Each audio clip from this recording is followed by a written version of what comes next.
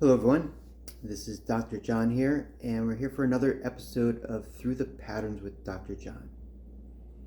So, on today's episode, I want to talk about emotional environment.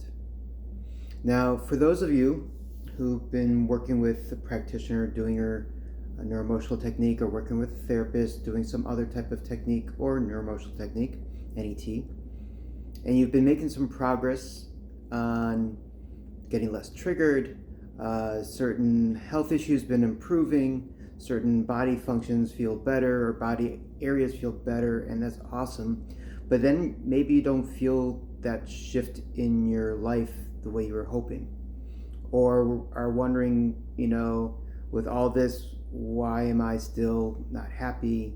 Uh, why do I still have these people who don't want the best for me in my life, or only want the best for me to a certain degree until it gets to something close to theirs, and then they try to take me down a little bit, or why all this? And I've been noticing certain patterns of this, and I've also been working on ideas to work on this. Now, there's a concept I started to have going, or a vision I have going in my head of, it's like equilibrium, and trying to find that balance point.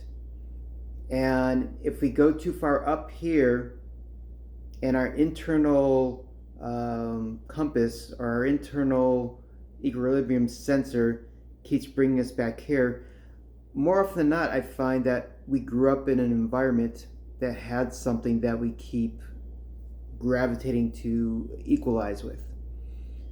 And sometimes we grew up in environments where there was, whether known or just a subclinical sadness, depression.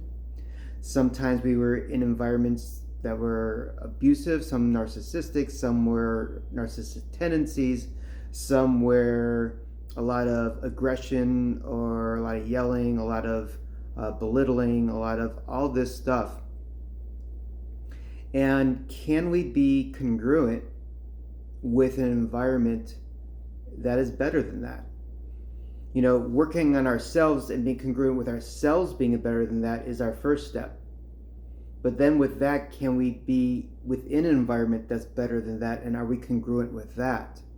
So this is something I've been working on with patients and clients, remotely and in person. And been starting to see a big shift when we actually go to that next step. Now, recognize we have to start somewhere, and usually that somewhere is that internal. We have to be making sure that we are okay with that feeling of love internally. We have to be making sure that we are okay with that happiness internally before we start to incorporate that into an environment that also allows us to stay at that level. So, curious about your thoughts.